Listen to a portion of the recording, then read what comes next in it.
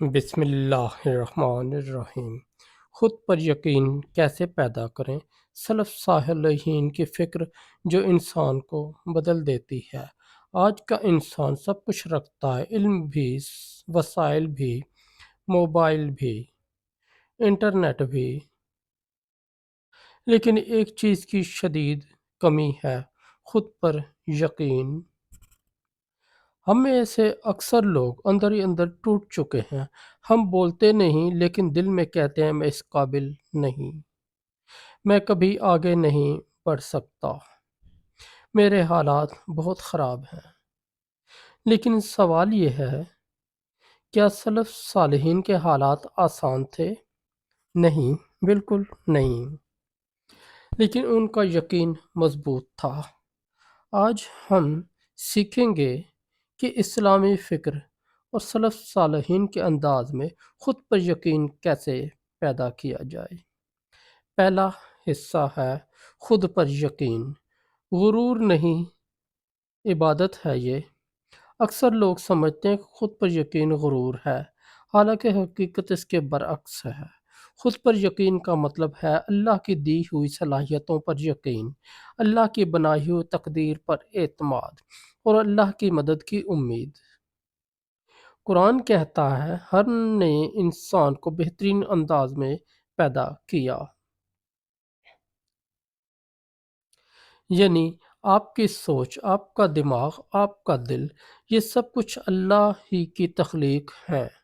اگر آپ خود کو کمتر سمجھتے، دراصل آپ اللہ کی کاریگری پر شک کر رہے ہوتے ہیں۔ نعوذ باللہ من ذالک۔ یہی وجہ ہے کہ سلف صالحین خود کو حقیر نہیں سمجھتے تھے۔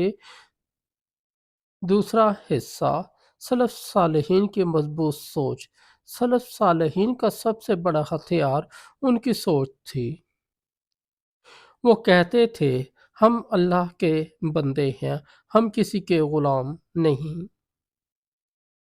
حضرت عمر بن خطاب رضی اللہ تعالی عنہ کا ایک جملہ تاریخ بدل دیتا ہے: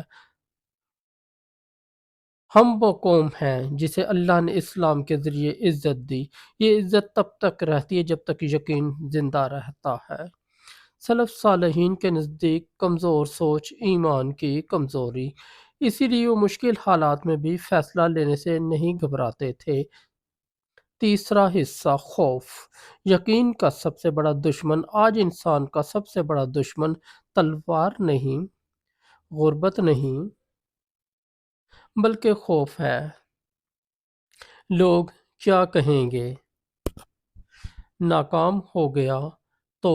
ہنسی اڑائی گئی تو؟ سلف صالحین نے ہمیں سکھایا جسے جب اللہ کافی ہو تو کسی اور سے ڈرنے کی کیا ضرورت۔ حضرت حسن بصری رحمۃ اللہ تعالی علیہ فرمایا کرتے تھے جو اللہ کو پہچان لیتا ہے وہ مخلوق سے نہیں ڈرتا۔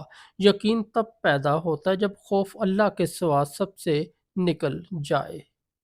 چوتھا حصہ، توکل۔ یقین کی بنیاد خود پر یقین اکیلا نہیں ہوتا، یہ توکل سے جڑا ہوتا ہے۔ قرآن کا اعلان ہے، اور جو اللہ پر بھروسہ کرتا ہے اللہ اس کے لیے کافی ہو جاتا ہے۔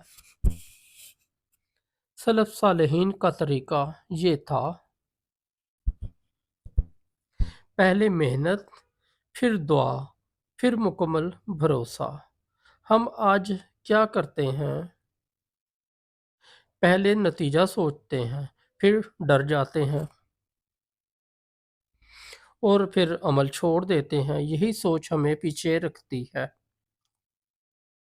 پانچواں حصہ، آزمائشیں۔ یقین بنانے کی بھٹی۔ یاد رکھیں یقین آزمائش کے بغیر نہیں بنتا۔ سلف صالحین کہتے تھے آزمائش اللہ کی طرف سے انتخاب ہوتی ہے۔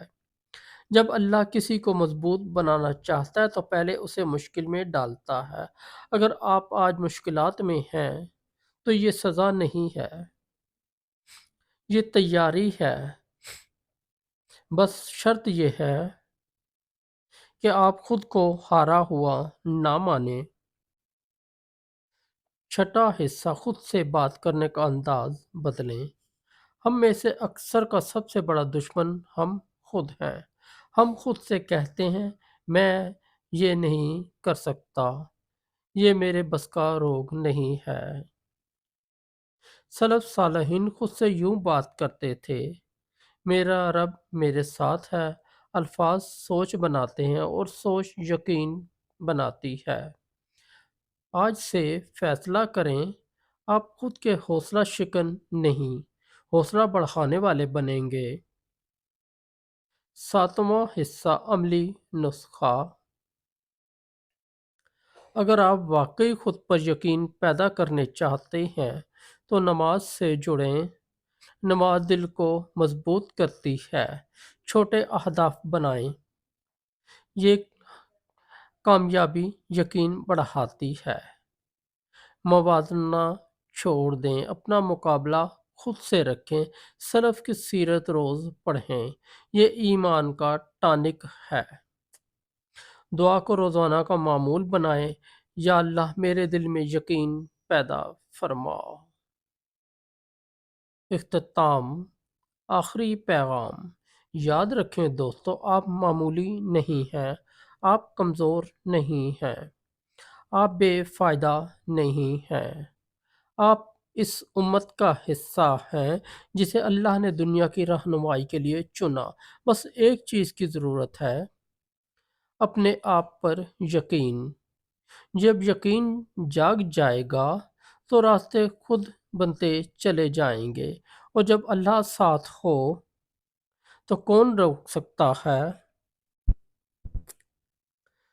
دوستوں، اگر آپ کو ہماری سٹوری اچھی لگی تو ہمارے اس چینل کو سبسکرائب کر دیں، اس ویڈیو کو لائک اور دوستوں کے ساتھ شیئر کر دیں۔ ہم انشاءاللہ روزانہ آپ کے لیے ایسی ہی موٹیویشن سٹوریاں لاتے رہیں گے۔ شکریہ۔